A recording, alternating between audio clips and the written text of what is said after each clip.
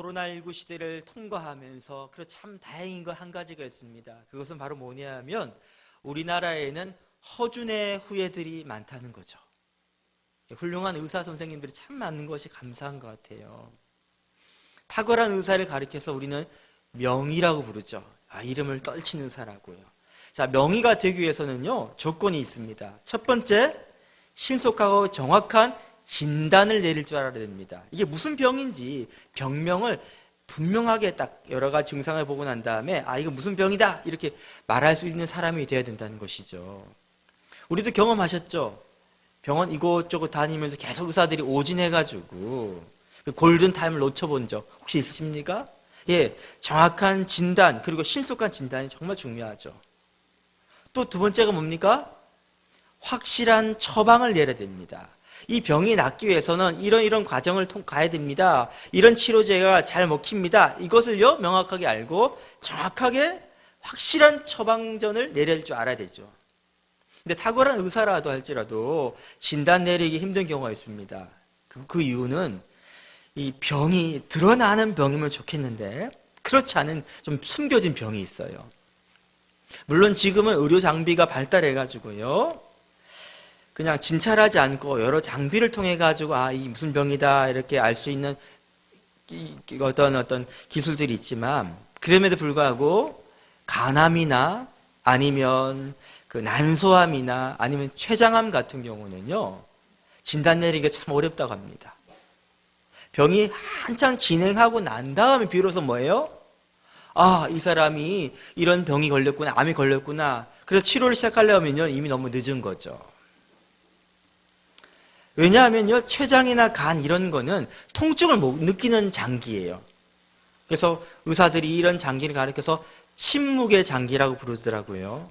통증을 느끼면 빨리 이렇게 표현하면서 이런 어떤 병이구나 알 텐데 그게 안 되는 거죠. 또 앞서 말씀드린 것처럼 진단을 잘 내려도 치료할 수 없는 경우가 있습니다. 아무리 탁월한 의사를 할지라도 왜요? 치료제가 아직 개발되지 않았을 때 대표적인 것이 지금 그 뼈암입니다. 뼈 속에도 암이 생길 수 있어요. 희귀하지만 이게 난치암인 이유는 뭐냐면 거기 딱 맞는 항암제가 아직 개발되지 않아서 그렇습니다. 코로나19도 오랜 시간 동안 우리를 힘들게 한 이유가 뭐예요? 이 치료제가 아직 개발이 잘 안 됐거든요. 확실한 치료제가. 오늘 왜 제가 이런 이야기 하냐면요. 오늘 본문의 이스라엘 백성들의 상황을 어떻게 잘 바라보냐면 지금 이들이 응급 상황이에요. 심각한 중병에 걸려서 지금 죽어가고 있어요. 한두 명이 아니라 수많은 사람들 죽어가고 있단 말이에요, 지금. 근데 이 상황에 대해서 마치 우리가 의사라 생각하시고 어떻게 이들을 도울 수 있을까요? 처음에 중요한 게 뭐죠? 정확한 진단을 내려야 되겠죠. 겉으로 보이는 것 말고 진짜 이 사태의 문제의 근원이 뭔가 그걸 발견해야 되겠죠. 두 번째, 이것을 해결할 수 있는 해결책을 제시해야 되겠죠. 처방을 내려야 되겠죠. 그렇죠? 이런 관점으로 오늘 말씀 한번 살펴보면 좋겠습니다. 자, 우리가 타임머신을 타고 3600년 전, 자, 광야로 한번 떠나봅시다. 어떤 장면이 보입니까? 사람들이 지금 고통에 호소하고 있어요. 고통을 호소하고 있어요. 불뱀에 물려가지고 다 죽어가고 있어요. 막 우는 사람들 고통스러워가지고 막 소리치는 사람들 소리가 들리고 있습니다. 한두 명이 아니라 수많은 사람들이 이런 상황이에요. 불뱀은 일종의 독사입니다. 맹독을 가진 독사예요. 왜 불뱀이라고 부르냐면 이 뱀에 물리게 되면 고열에 시달리게 됩니다. 마치 불에 데인 것처럼 뜨거움을 느낍니다. 고통스러워합니다. 그리고 얼마 있지 않아서 죽는 거예요. 우리나라에도 유명한 독사가 있습니다. 여러분 들어본지 모르겠지만 칠보사 들어보신 분? 칠보사. 왜 칠보사냐면 그 이름이요. 이 뱀에 한번 물리게 되면 물린 사람이 7 발자국을 떼기 전에 즉사. 워낙 맹독이고 빨리 독이 퍼지기 때문에. 불뱀도 마치 이와 같은 거죠. 자, 이런 위급한 상황 가운데서 왜 이런 일이 일어났을까 한번 살펴봅시다. 그래, 목사님 당연하죠. 불뱀이 물어서 그런 거죠. 그런데 여러분, 이제까지 이런 일이 안 생겼단 말이에요. 코로나 갑자기 터진 것처럼 불뱀이 갑자기 나타났단 말이죠. 그 이유를 오늘 말씀을 보니까 6절 말씀 읽어봅시다. 시작. 여호와께서 불뱀들을 백성 중에 보내어 백성을 물게 하심으로 죽은 자가 많은지라. 말씀만 읽으면 하나님이 마치 뱀을 풀어가지고 뱀을 몰아가지고 이스라엘 진영에 보낸 것 같이 느껴지죠. 하지만 좀 더 살펴보면 그런 의미가 아닙니다. 신명기 8장 15절 말씀 PPT 띄워주세요. 같이 읽겠습니다. 시작. 너를 인도하여 그 광대하고 위험한 광야 곧 불뱀과 정갈이 있고 물이 없는 간조한 땅을 지나가게 하셨으며, 여기까지요. 자, 원래 그들이 거하는 광야는 어떠한 광야입니까? 위험한 광야예요. 왜요? 그 땅이 원래 주로 불뱀과 전갈들이 서식하고 있었기 때문에. 근데 지금까지는 아직 이 사건 이전에는요, 그런 땅에도 불구하고 뱀에 물려가지고 불뱀에 물려 죽은 사람이 없었죠. 그 이유가 무엇입니까? 하나님께서 그들을 보호하고 계셨거든요. 그런데 하나님과의 관계를 깨트리는 어떤 문제가 생겨가지고 그 결과 하나님께서 보호막을 거두어가시니까 이 불뱀이 물리고 사람들 죽고 하는 끔찍한 사건이 발생한 거예요. 그러니까 문제의 원인은 보이는 불뱀이 있는 곳이 아니라 어디 있다고요? 예, 하나님과의 관계를 깨트린 이스라엘 백성들, 그 가운데 뭔가 잘못된 태도가 있다는 것이죠. 그들의 태도가 무엇일까를 알기 위해서는 그들이 지금 어떤 말을 했는가를 살펴보면 됩니다. 그들의 말이 5절에 나옵니다. 같이 읽겠습니다. 시작. 백성이 하나님과 모세를 향하여 원망하되 어찌하여 우리를 애굽에서 인도해내어 이 광야에서 죽게 하는가? 이곳에는 먹을 것도 없고 물도 없도다. 우리 마음이 하찮은 음식을 싫어하노라 하며 하나님께 원망하고 있습니다. 먹을 거, 마실 것도 없는 이 광야로 우리를 데려와가지고 결국 우리를 다 죽게 하는구나. 이상하죠, 여러분? 아직은 하나님께서 불뱀이 그들을 공격하도록 내버리지 않으셨거든요. 아직 죽은 사람 없잖아요. 그래 이상해요, 목사님. 왜냐하면 이들 가운데서 그 수십만 명 가운데서 이 광야에 생활하면서 굶어 죽은 사람 한 명이라도 있었습니까? 없단 말이에요. 목말라 죽은 사람 있었습니까? 없었어요. 근데 이들이 하는 말이 뭡니까? 우리가 이 광야에서 지금 다 죽게 되었다. 목말라 죽게 되었다. 배고파 죽게 되었다. 이러고 있는 거예요. 한 걸음 더 나아가 이런 막말도 합니다. 뒤에 보니까 우리 마음이 하찮은 음식을 싫어하노라. 그들이 하찮은 음식이라고 부르는 이 음식이 뭡니까, 여러분? 만나예요. 만나가 하찮은 음식입니까? 하늘에서 임하는 놀라운 신비예요, 신비. 하나님께서 주신 생명이에요, 생명. 그 맛이 얼마나 달콤하고 귀한지 광야 세대만 누렸던 특권입니다. 그들이 노동하지 않고 수고하지 않고도요, 매일매일 정확한 때에 내리는 이 만나로 그들이 살 수 있었던 거예요. 근데 이것을 가리켜서 하찮은 음식, 지긋지긋하다고 이렇게 악담을 드러내는 것이죠. 왜 이럴까, 이들이? 이들이 40년 동안 광야에 훈련받은 2세대들인데 왜 이럴까요, 지금? 그 이유를 성경이 이렇게 말합니다. 그들의 마음이 상해서 그렇다고요. 4절 말씀 보니까 그들이 지금 광야의 길이 힘들고 거칠어서 마음이 상했다는 거예요. 좀 더 부연 설명해 드리겠습니다. 자, 40년의 광야 생활 이제 막바지 이르렀습니다. 조금만 더 가면 어디 이르냐면 적과 꿀이 흐르는 그 가나안 땅에 도착할 수가 있어요. 근데 지금 이제 에돔 땅을 통과해야 됩니다. 원래 계획은 에돔 땅을 관통하는 거였습니다. 에돔 땅에는요, 그 당시 무역로인, 우리식으로 하면 고속도로가 쫙 깔려 있어요. 왕의 대로라는 고속도로가. 그 길로 갈 계획이었었는데 수십만 명이 한꺼번에 그 길을 지나가려고 하자 에돔 왕이 두려운 겁니다. 그들은 다 무장하고 있는 사람들이니까 무섭죠. 혹시 이들이 이 땅만 통과한다고 해놓고서 우리를 점령하면 어떻게 하지? 믿어지지가 않는 거예요. 그들의 말이. 우리도 임진왜란 때 그런 일 있었잖아요. 도요토미 히데요시가 우리나라 침략할 때 뭐라고 얘기했습니까? 정명가도. 명을 점령하러 가니까 조선은 가도, 길만 빌려줘. 근데 그게 진심이에요? 아니면 거짓말이에요? 거짓말이었잖아요. 그러니까 에돔왕도 충분히 이렇게 의심할 수가 있죠. 그래서 길을 안 내어줍니다. 어쩔 수 없이 어떻게 되냐면 편한 길을 눈앞에 두고 삥 돌아가지고 광야의 거친 길을 통해서 에돔의 국경선 너머로 삥 돌아가지고 지금 요단 동편까지 가야 되는 거예요. 자, 여긴 길이 없어요, 여러분. 광야는 모래만 쫙 깔려있는 그런 곳이 아니라 막 돌도 있고 바위도 있고 높고 내려가고 엄청 거친 길이에요. 이 거친 길을 가다 보니까 그들 마음이 상한 거예요. 다시 말하면 여러분도 그렇잖아요. 이 조금만 더 있으면 고생 끝 행복 시작이다 싶었는데 다시 고생길이 창 열릴 때 마음이 뭐예요? 무너지죠. 인내심이 바닥나 버리죠. 낙심되어 버리죠. 바로 그들의 마음의 상태가 바로 그랬던 거예요. 그러다 보니까 하나님 향한 원망, 불평 이런 소리를 늘어놓기 시작한 것이죠. 충분히 이해되죠, 여러분? 이스라엘 백성들의 마음이 공감되시죠? 그리고 이 모습이 낯설지가 않잖아요. 왜? 우리 자주 이러잖아요.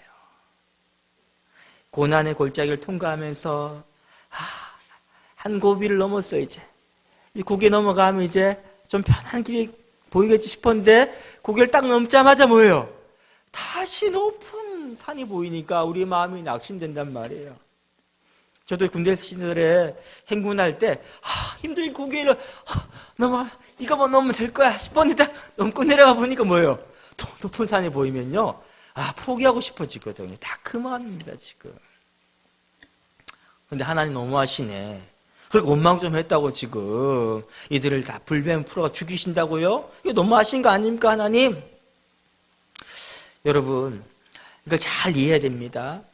우리가 어떤 상황 때문에, 환경 때문에, 또 사람들이 우리에게 한 말 때문에 그 말이 우리는 비수같이 꽂혀가지고 마음이 상할 수 있어요. 그건 이상한 게 아니라 자연스러운 겁니다. 근데 그 다음이 중요해요, 여러분. 그 다음에 그런 어떤 힘든 상황 때문에 내가 스스로 내 입을 열어가지고요, 원망의 말, 저주의 말, 분노의 말, 이런 걸 내뱉는다면 그거는 죄가 되는 거예요. 왜? 그 말을 내뱉는 그 순간 어떤 일을 합니까? 말은 씨예요, 씨. 그 생각을요, 내가 스스로가 내 마음에 심고 있는 거기 때문에 죽음의 씨앗을 심으면 죽음의 열매가 맺어질 수밖에 없는 것이죠. 그러니까 여러분, 힘들고 어렵고 낙심되는 그런 어떤 생각들이 드는 거는요, 자연스러운 거예요. 하지만 그 생각을 내가 품고 마음에 두고 그것을 계속해서 내 마음에요 묵상함을 통해서 재생산하고 있으면서 그 어떤 생각, 부정적인 생각 가운데 내가 매이고 사로잡히는 것은 뭐예요? 스스로를 해치고 있는 하나님을 반역하는 죄라는 거예요. 이 차이를 구분하시겠죠, 여러분? 그러니까 여러분, 그들이 죽음의 씨앗을 품고 있으니까 뭐예요? 죽음의 열매가 맺어지는 거예요, 지금. 독사가 나타나진 않아도 이미 그들의 마음은 뭡니까? 죽고 있는 거예요. 더 무서운 말씀 제가 들려드릴게요. 이거 민수기 14장 28절 말씀. 다 함께 읽겠습니다. 시작. 그들에게 이르기를 여호와의 말씀에 내 삶을 두고 맹세하노라. 너희 말이 내 귀에 들린 대로 내가 너희에게 행하리니. 아시겠어요? 우리가 뱉는 그 말을 누가 들으신다고요? 하나님이 들으셔요. 어떤 사람은요, 하나님 향한 감사와 찬양의 예배 언어를 말하는가 하면, 다른 사람은요, 하나님을 원망하고 불평하며 하나님의 주권을 거부하는 반역의 말을 내뱉는단 말이에요. 어떤 말을 내뱉느냐에 따라서, 어떤 생각에 사로잡혀 내가 사냐에 따라서 그 사람 인생이 결정지어진다는 거예요. 여러분, 무엇보다 여러분 마음을 지키시기 바랍니다. 우리 생명의 근원이 여러분 마음에서 나기 때문에 여러분 마음에 지금 품고 있는 생각이 지금 은혜를 망각해버리고 감사가 사라져버리고 원망과 불평이 가득 해버렸다면 지금 여러분은 겉으로 멀쩡해 보여도 영적으로는 중병에 걸려서 죽음에 이르는 병에 걸려서 지금 죽어가고 있는 거예요. 그러니까 지금 불뱀이 나타났다는 것은요, 그 심각한 병의 어떤 마지막에 나타난 증상의 하나에 불과한 것이고 이미 그들은요, 영적으로 지금 죽어가고 있다는 거예요. 근데 여기서 정말 안타까운 게 뭐냐면요, 이스라엘 백성 자기들이 지금 심각한 중병에 걸려서 지금 원망불평하면서 죽어가고 있는데도 자기 상태를 제대로 진단 내리지 못한다는 거죠. 그러니까 뭡니까? 돌이키지 못하고 있는 거예요. 우리 똑같은데 여러분. 여러분 성령께서 우리 가운데 말씀하시죠. 그 세미한 음성 가운데 우리가 듣고 순종합니까? 성령 인도하심을 따릅니까? 그렇게 하는 경우도 있지만 어떻게 하고 있어요? 분명히 성령의 음성을 알고도 내가 불순종하죠. 성령을 근심케 하죠. 내 생각대로 가버리죠. 자, 이걸 우리 너무나 어떻게 여기냐면 대수롭지 않게 여기고 있는 거예요. 이게 심각한 문제라는 거예요. 내 마음대로 해도 내가 당장 죽지는 않으니까 큰일 나겠어? 별일 있겠어? 다들 그렇게 살잖아. 그럴 수도 있지. 자기 합리하면서 이렇게 하고 있는 거예요. 이 당장 내가 죽는 것 같지 안 보여도 뭐예요? 지금 이게 심각한 중병, 죽음의 이런 병을 지금 내가 지금 걸린 거예요, 지금. 이걸 분별할 수 있는 지혜가 필요합니다. 자기 스스로를 자기 점검하면서 영적 상태를 잘 진단하는 게 필요한 거예요. 이걸 많이 놓쳐버리면 뭡니까? 그 사람이 겉으로 볼 때 멀쩡해 보여도 영적으로는 심각한 중병에 걸려서 그 영혼이 지금 파괴되고 있으면서 끔찍한 길로 가고 있다는 거예요. 제일 중요한 거는요, 내가 지금 어떤 상태인지를 제대로 아는 게 중요합니다. 진단이 중요합니다. 형제교회 연합으로 이렇게 내적 치유 수양회 열릴 때 제가 주로 맡은 강의가 첫 번째 1강입니다. 제가 이 강의를 시작하면서 앞으로 1박 2일 동안 이 내적 치유 수양회에 대한 동기를 부여하기 위해서 함께 참여하시는 우리 모든 분들께 이런 질문합니다. 여러분 이 자리 왜 오셨어요? 그럼 대답을 안 해요. 그럼 제가 특별히 남자분들에게 다시 한번 질문합니다. 여러분 왜 오셨어요? 하면서 혹시 이런 거 아니에요?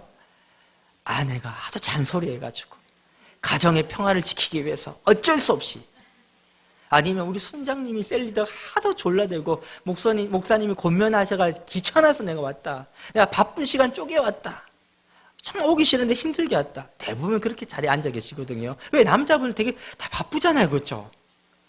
물론 여자분도 바쁘시지만 다 바쁜데 왔으니까. 그럼 제가 또 묻습니다. 그게 힘들게 오셨는데, 바쁜데 오셨는데, 그러면 오셔가지고 1박 2일 동안 계시는 목적이 뭡니까? 뭔 목적으로 오셨습니까? 그러면요, 별 생각이 없어요. 그냥 편하게 은혜 받으러 하죠. 은혜 받기로 나면 이렇게 대답합니다. 그럼 제가 다시 말합니다. 여러분, 이 수양의 주제가 뭐예요? 이 수양의 이름이 뭡니까? 그러면요, 내적 치유 수양해줘 대답합니다. 맞아요, 여러분. 여러분 보이지 않는 내면을, 속마음을 지금 치료받기 위해 오신 거예요.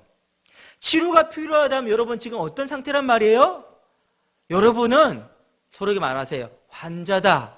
우리도 한번 해볼까요? 환자다. 너도 환자고, 나도 환자고, 우리도 환자다. 여러분, 이 자기 고백이 굉장히 중요합니다. 내가 병자다, 심각한 중병이 걸려있다를 인지하고 고백할 때 비로소 뭐예요? 치료의 단계를 밟아갈 수 있는 거예요.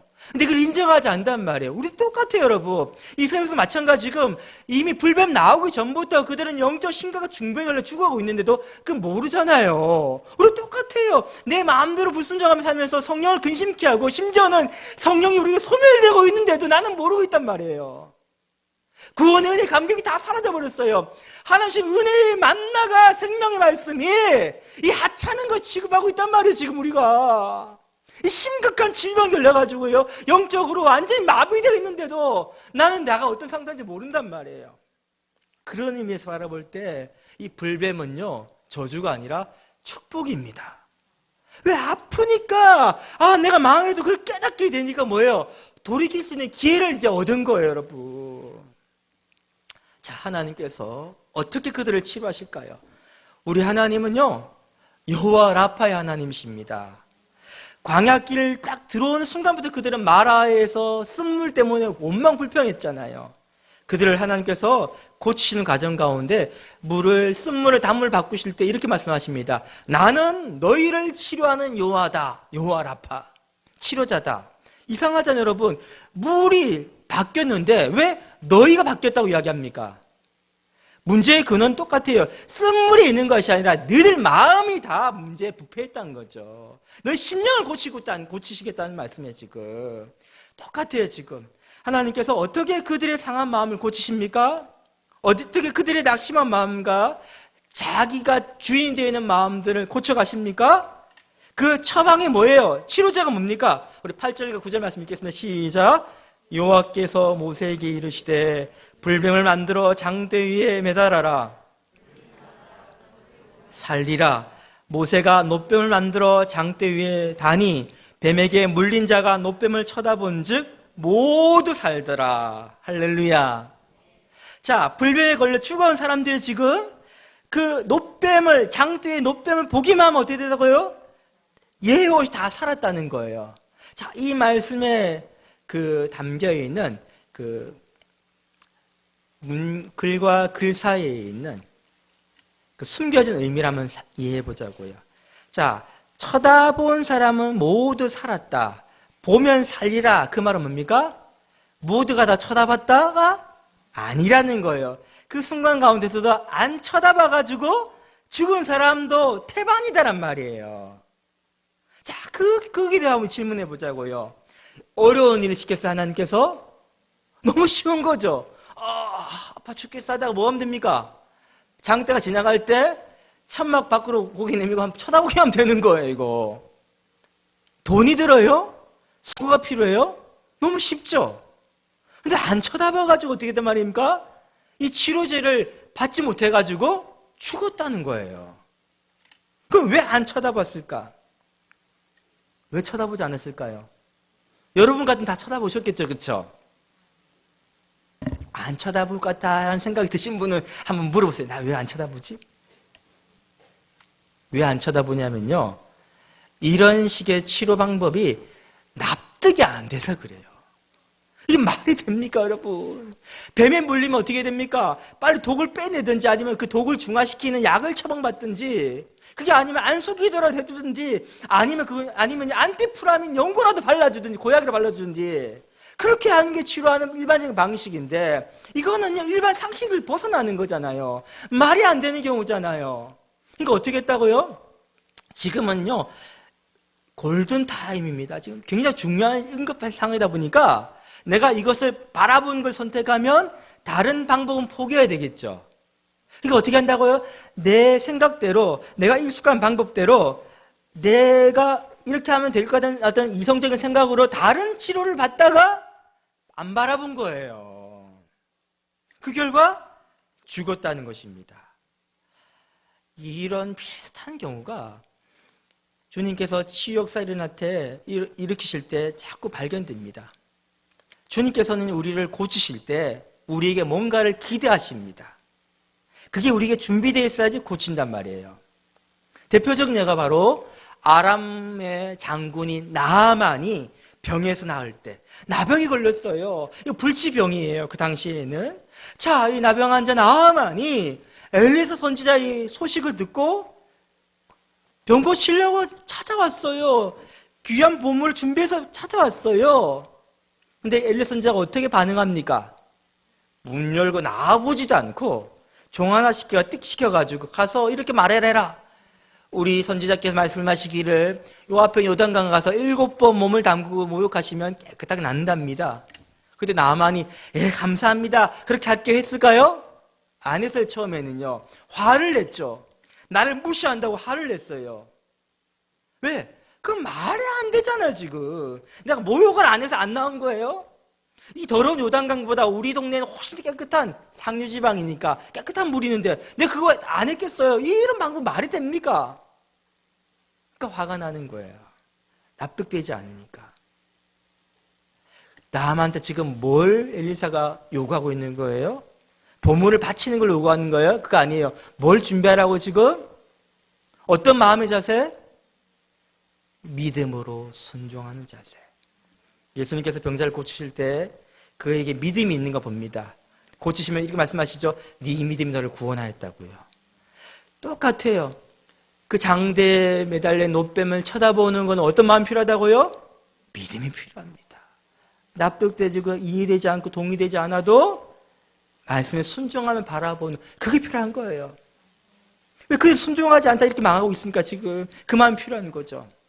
여러분, 이 말씀이 또 어디 등장하냐면요, 가장 중요한 우리의 치유의 과정들, 그 육체의 질병 정도 아닙니다. 가장 중요한 영혼의 병을 고치실 때도 똑같이 등장하죠. 니고데모라는 한 관원이 있었습니다. 그는요, 자기 영혼이 지금 죽어가고 있구나, 구원받지 못하구나, 심판받고 있겠다는 자기의 상태에 대한, 영적 병됨에 대한 명확한 진단을 내리고 있는 사람이었어요. 그래서 치료법을 알기 위해서 예수님을 밤에 몰래 찾아옵니다. 그리고 어떻게 하면 내가 구원받을 수 있을까요? 라고 솔직하게 질문합니다. 그때 예수님 말씀하시죠? 네가 거듭나야 돼, 다시 태어나야 돼. 그게 또 묻습니다. 뭔 말이에요 지금? 이해가 안 돼요 예수님. 그럼 내가 다시 엄마 뱃속에 들어갔다 나란 말입니까? 그게 아니고 네가 영과 진리로 거듭나야 돼. 예? 그때 예수님 이렇게 말씀하시죠. 같이 한번 읽어보게요.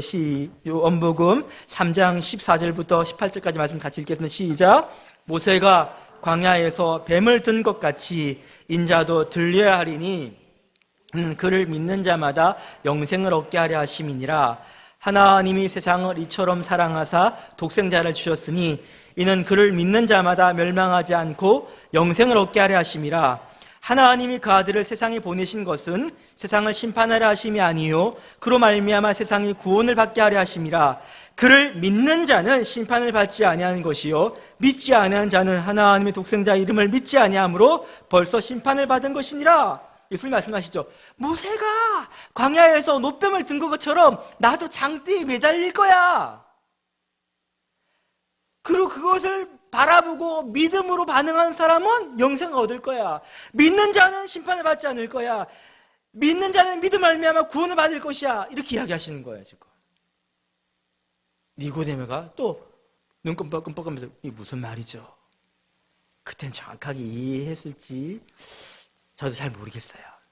나중에 그거 알게 됩니다. 어느 순간요, 예수님이 십자가에 매달리는 그 순간에 아, 이걸 말씀하시는 것이었구나.